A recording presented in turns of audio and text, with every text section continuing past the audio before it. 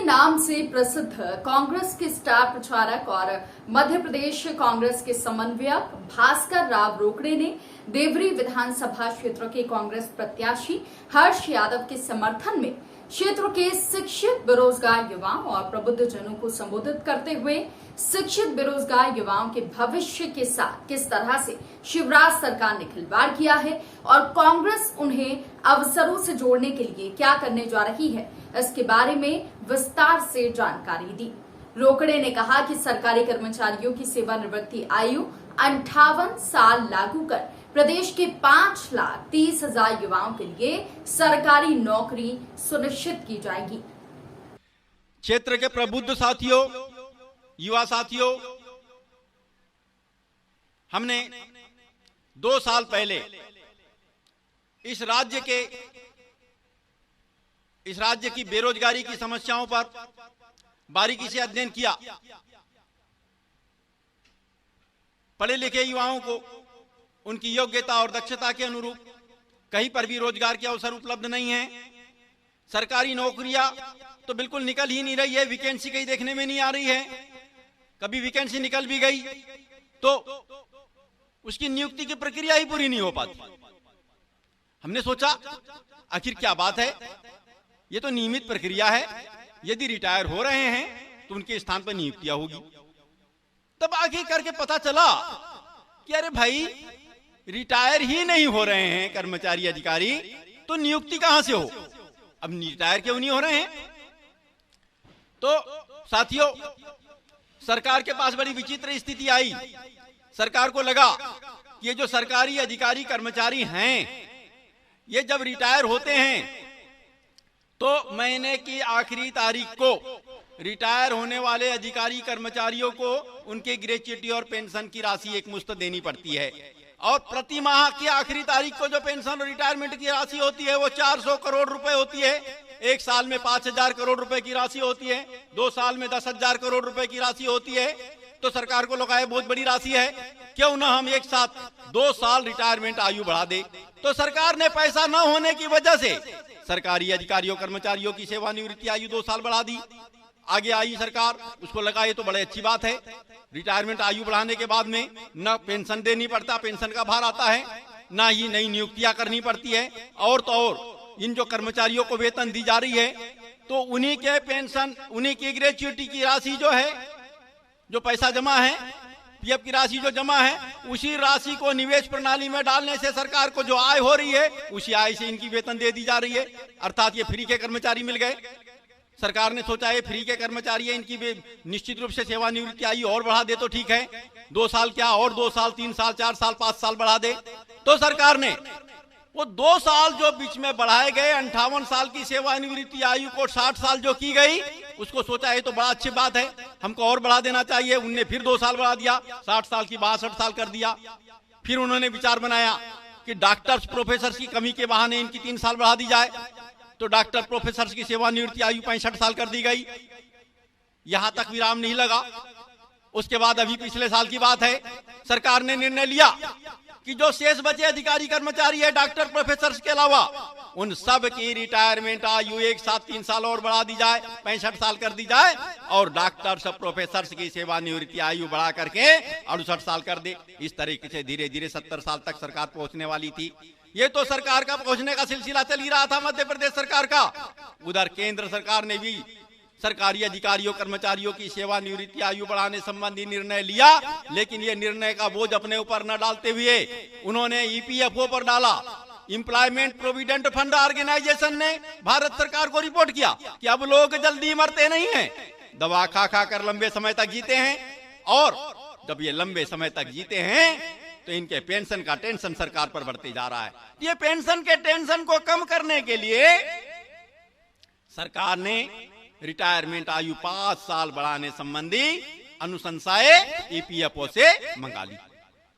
तो मित्रों, आप सोचिए, 58 से 60, 60 से 62, 62 से 65, 65 से 70, 73 साल तब सेवानिवृत्ति आयु हो जाएगी, तो आखिर युवाओं के लिए सरकारी विभागों में नौकरियों के अवसर कैसे मिलेंगे? बड़ी विचित्र स्थिति है। बूढ़ा पिता घुटनों में तेल लगाकर बीपी की दवाई खाकर नौकरी करने जा रहा है, बेटा बेकारी की स्थिति में घर में सो रहा है। कितनी विचित्र स्थिति बनी हुई है। बेरोजगारी क्यों ना बढ़े जब नौकरी के अवसर ना मिले। जब हमारे नेता लोग सामने जाते हैं, युवा उनसे बात करते हैं, तो वे युवाओं को कहते हैं अरे भाई सबको सरकारी नौकरी थोड़ी ना मिल जाएगी। तो हम भी मानते हैं इस बात को, सबको सरकारी नौकरी नहीं मिल जाएगी, लेकिन जितनी नौकरी मिल सकती है उतनी तो मिले भाई, जितने अवसर उपलब्ध हैं वो तो मिले। आखिर उनको क्यों आप कुठाराघात कर रहे हो। तो मित्रों, हमने इस पर काफी गहराई से अध्ययन किया कि आखिर क्या किया जा सकता है। 2 साल पहले की बात है, 2 साल पहले हमने सम्यक अभियान, एक गैर राजनीतिक अभियान चलाया। और उस गैर राजनीतिक अभियान को चलाने से पहले हमने कुछ आईएएस अधिकारियों से संपर्क किया। उनसे हमने पूछा भैया अभी ये जुलाई का महीना चल रहा है, जून का महीना चल रहा है, हम ये मोटा मोटा टारगेट बनाते 2 साल बाद में कि 31 जुलाई 2024 को यदि मध्य प्रदेश के सरकारी अधिकारियों कर्मचारियों की सेवानिवृत्ति आयु 58 साल लागू कर दी जाती है, तो ये बताइए कि इस प्रदेश के कितने अधिकारी कर्मचारी सेवानिवृत्त हो जाएंगे। तो उन्होंने आंकड़े निकाला कि साहब यदि 58 साल सेवानिवृत्ति आयु लागू की जाती 31 जुलाई 2024 को, तो कुल 5,30,000 अधिकारी कर्मचारी शासकीय अर्धशासकीय निगम मंडल बोर्ड जनपद एवं शासकीय उपक्रमों के सेवानिवृत्त हो जाएंगे। तो मित्रों सोचिए, यदि 5,30,000 अधिकारी कर्मचारी सेवानिवृत्त हो जाएंगे तो 5,30,000 युवाओं के लिए नौकरियों के अवसर न उपलब्ध हो जाएंगे। तो हमने ये निर्णय लिया, हमने ये ठोस संकल्प लिया कि हम 1 जनवरी 2024 को इस प्रदेश में युवा दिवस मनाएंगे और सरकार का मुखिया जो होगा उस दिन युवाओं के समक्ष आके सरकारी संकल्प दोहराएगा कि शासकीय अधिकारियों कर्मचारियों की सेवानिवृत्ति आयु मध्य प्रदेश में 58 साल लागू की जाती है। जब हमने सम्यक अभियान के माध्यम से इस मुद्दे को उठाया, पूरे प्रदेश में अभियान चला, युवाओं ने उसमें भागीदारी निभाई, तो सरकार की चूल्हे हिलने लगी। ये भाजपा की सरकार के ढेर सारे नेता मेरे पास आने लगे, बोलने लगे ये अभियान बंद करो, युवाओं का राग अलापना बंद करो, युवाओं को समझाने के लिए हमारे पास बहुत कुछ है, युवा मान जाएंगे। उन्होंने युवाओं को बोला केवल सरकारी नौकरियों के भरोसे मत पड़े रहो। अलग अलग तरीके से समझौता देने लगे। ये हमारे बच्चों के, ये होनहार बच्चों के जो मामा हैं, कथित मामा, शकुनी मामा, ये मामा ने तरह तरह की समझाइश देना शुरू किया और हमको दबाने का काम भी शुरू कर दिया।